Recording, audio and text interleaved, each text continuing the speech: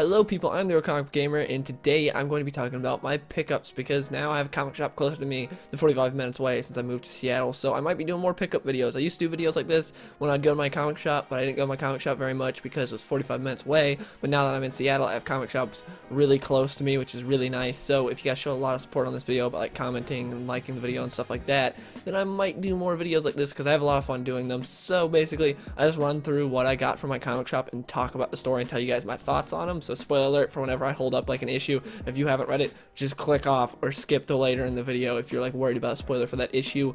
And also I'll be doing a giveaway for these comics on my Twitter later, which I'll go into detail later about like how the giveaway is going to work and everything. But yeah, basically I'm going to be giving away these comics on my Twitter because Marvel likes to put in a lot of like digital codes with their comics, and DC I think is starting to do it as well, and I have no use for them, so I'll just give them away on my Twitter. Anyways, let's get into the video. So for my pickups, I got Blockbuster Part 1, Part 2, which is the new Nightwing story, and then I also got Screaming Citadel from Star Wars, which is their new story that's going to be branching like all the different Star Wars books, like Star Wars, Dr. Aphra, and stuff like that. And then I got Old Man Logan. I caught up from issues 19 through 25 because that's how far I was behind, and so now I'm all caught up because for that story, for that book, I would wait for the whole storyline to come out because I hated waiting month to month, and then I'd buy all the issues for that storyline, then I'd wait again for the next storyline to all those issues come out and buy the whole thing. I wouldn't buy issue to issue because I hate reading monthly, which is what's so nice about Rebirth because it's every 2 weeks.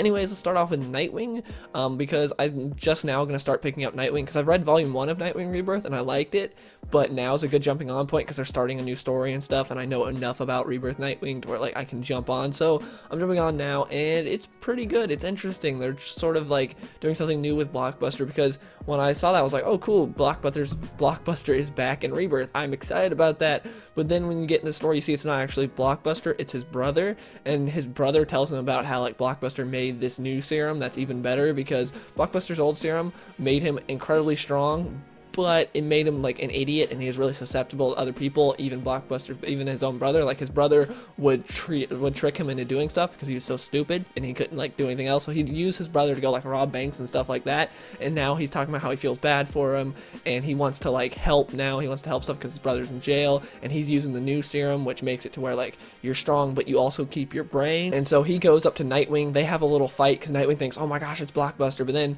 this dude kicks the crap out of Nightwing. Then he's like, hey, I'm not here to hurt you, I'm here to help you with all these weapons that are coming into Bloodhaven, because that's what Nightwing's trying to figure out right now, is a lot of weapons are coming into Bloodhaven and he's trying to figure out how to stop it. And Tiger Shark is one of the people that's like big on smuggling these weapons and these things into Bloodhaven, and so he tells him like, hey, I know how to stop them. Here's some people that are like on the payroll, here's some cops that are on the payroll that are like allowing these things to come into the docks and not stopping them, and also here's a place to go if you want to like, you know, catch these guys and all that crap. And so it's on the whole like, you know, is it a setup or is it not? Turns out later it's a setup. But also one of the things I really like about this book is Dick is struggling to like go and get a job. He's trying to find a job, but at the same time he wants to make room for Nightwing, and he feels like Nightwing is taking priority right now, and so he's trying to figure out how to balance the two, how to find a job and how to like be Nightwing, which I always thought was interesting because I always prefer that dynamic in heroes, and like I always prefer it to the like Bruce Wayne, Oliver Queens, and Tony Starks, who don't have to work at all because, you know, they're billionaires, so they can just focus full-time on being a superhero. But the people like Clark Kent,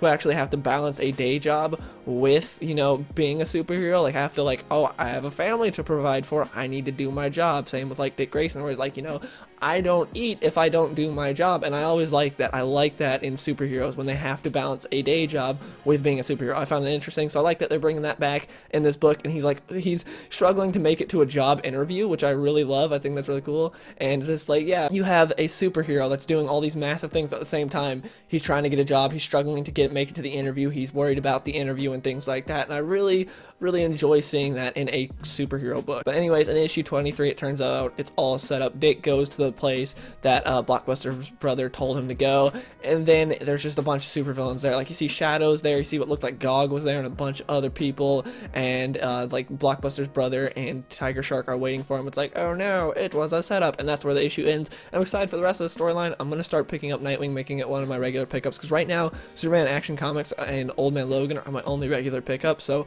now I think I'm gonna add Nightwing onto that list. Darth Vader is also another one of my regular pickups. I'm really enjoying that new series right now. Anyways, moving on to the next story that I picked up.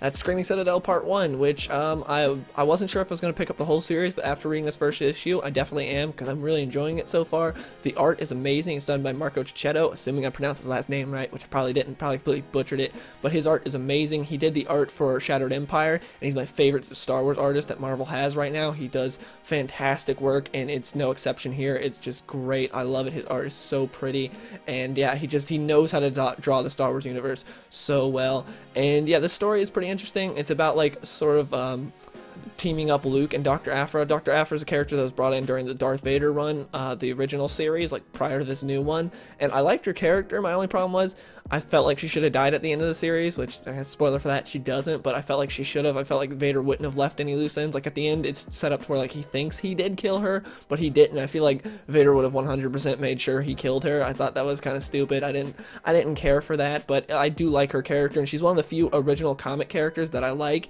because like someone like Sana, I hate Sana. I don't like her character at all. I hate that she's teamed up with the rest of like the main Star Wars, like Luke, Han, Leia, and Chewie. I hate that she's like teamed up with them. I wish like she would just go away. I don't like Sana at all, but like Dr. Aphra, I do like her character, so she's not like an annoyance in this book. If they're teaming up Luke and Sana, God, I couldn't take it. Anyways, Dr. Aphra goes to this bar where Luke is hanging out. She's like, hey Luke, what's up? And then they get in like a big fight, not Luke and Aphra, but Luke and Aphra versus everyone in the bar, because it's a no humans bar, and also Dr. Aphra, not too many people are big fans of her, so they get in a big fight, and then we see like they win the fight and everything. So Phasma tells Luke that she's got this AI Jedi and this artifact, but the only person that can open it is this queen that exchanges favors once a year for meeting interesting organic life, and since Luke's Force sensitive, she'll obviously be interested in meeting him. And Aphra's side of the deal is she gets to, as she says, you get your teacher, I get an eyewitness to the ancient past. And so they go to this like sort of ball there. It's weird. It's like this really fancy, like a rich party, and this lady looks straight up evil and Sith Lord like just so many red flags everywhere. She looks so evil. It's just, no, she looks incredibly evil. Anyways, they're there at the party. Luke reveals that he is Force sensitive, and she tells everyone else to leave, and those two are the rest. And then at the end of the book, we see her like eat a bunch of her citizens. Like she like drains their like soul energy or whatever and eats them. It's like, yeah, I knew there were a red flag with this lady, but overall the story is interesting, and I'm excited for the rest of Screaming Citadel. And again, the art is beautiful. Now we've got Old Man Logan. Now Jeff Lemire's run just ended on this book with issue 24, which is really sad because he had a fantastic run on this book. I really enjoyed everything after like the first storyline was great. I really enjoyed it. The first storyline wasn't bad, but it was just okay. Then after that, everything went amazing. I really enjoyed it, and he had a great run on this book, and I'm really sad to see him leave. But anyways, yeah, so issues 19 and 20, they're their own storyline, except they connect to issues 21 through 24. And so anyways, issues 19 and 20 are basically about Wolverine going, well, Old Man Logan going to different people and being like, hey, can you transport me back to my old universe, to the Old Man Logan timeline, so I can save the Hulk baby, because I kind of left him behind. Even though my whole thing was like poetic justice, I was going to make him a good guy, and I ended up leaving him behind, and that's probably not a good idea. But everyone's like, no, not a good idea, don't mess with time. Like every magic person he goes to, like he goes to Doctor Strange, Doctor Strange's like, nope, not gonna do it. And he goes to all these different people. He goes to Black Panther, even Black Panther's like, nope, not gonna help you. He goes to all these like sciencey and magic people, and they're all like, no. They tell him the exact same thing. It's not a good idea. So he breaks into the raft, and he breaks out a dude named Asmodeus, a guy who used to fight the Avengers, and he's like, hey, I'll make a deal with you. I'll break you out of here if you can send me back to the past where I came from. And Asmodeus is like, okay, cool. Also, he fights Miles Morales in the prison. Like Miles Morales is there. I've never really read any Miles Morales books, but from this, if he wasn't wearing the costume, I honestly could not tell a difference between him and Peter Parker. So there's that. It's my first time ever reading anything with Miles Morales. I think he might have made an appearance in some other books I've read, but yeah, this is one of the few times I've read him, and I can't tell the difference between him and Peter Parker. Like he seems the exact same. He's just making quips and fighting him and stuff.